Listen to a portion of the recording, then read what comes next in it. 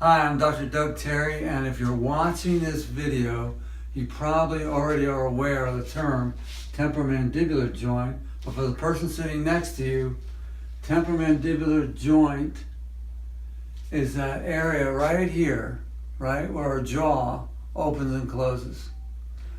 When it's not functioning properly, they obviously call it temporomandibular joint dysfunction. And temporomandibular joint dysfunction can occur in many different ways, as a clicking in the jaw, popping, or even as muscle spasms, which can initially be annoying, but then get to a point where they're really disabling, like an ice pick, if you will, in the side of your face. What controls and what really causes it? I mean, that's really what we want to get to. You know, if you're watching this, you may have already been to your dentist and your dentist says, oh, you brux. You grind your teeth, you brux at night, and that's what's causing it. But you gotta ask yourself, why do I brux at night? Is it my boss? Is it my spouse? Is it the kids, the dog? What's the story? I don't think it's any of those, personally, from my 40 years of experience as a physician. But watch this.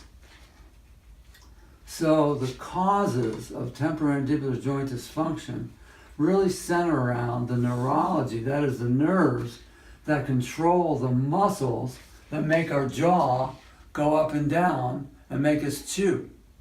So here's the bottom line.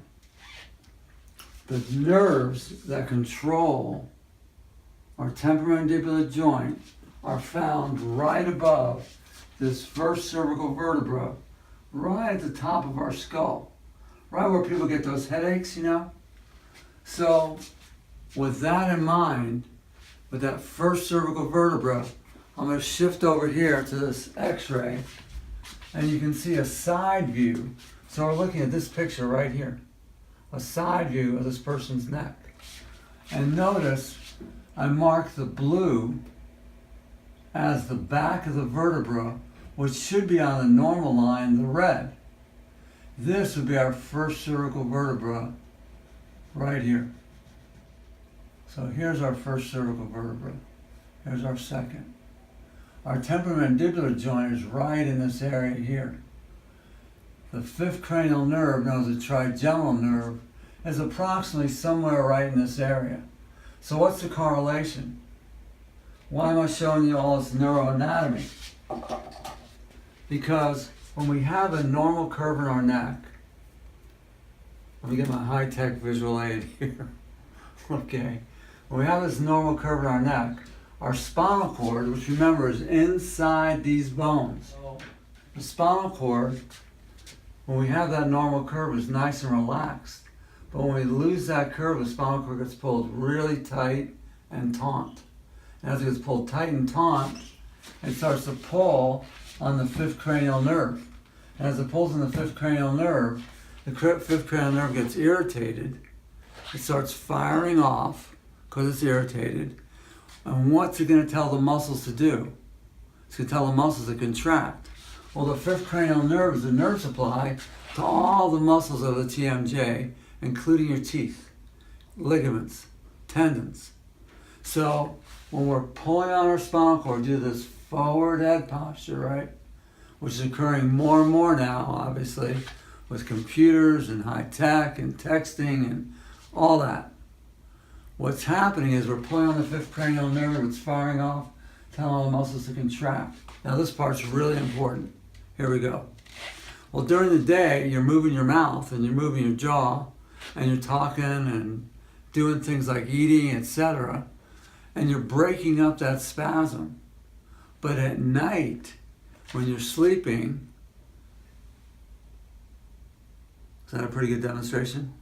At night, when you're sleeping, you know, those muscles are being told still, we're still irritating the fifth cranial nerve, we still got forward head posture, so what's happening is those muscles are being told to get tight and contract and contract and contract and contract, till eventually what do you end up doing?